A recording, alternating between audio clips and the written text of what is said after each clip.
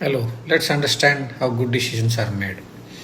Good decisions come from experience, and experience comes from bad decisions. Looks surprising? Yeah, let me explain. So, in order to gain experience, you will have to do or implement the task. When you implement, the chances you will fail. In failure, you will learn, and again, you will implement the learnings, and again, you may fail. And this will continue.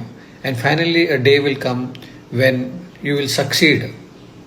So, all the bad decisions which you made in the process and learned from it have really helped you to make the good decision of success. So, do not fear failure, worship it. It's one of the best gurus of all times. Thank you. Have a good day. Bye.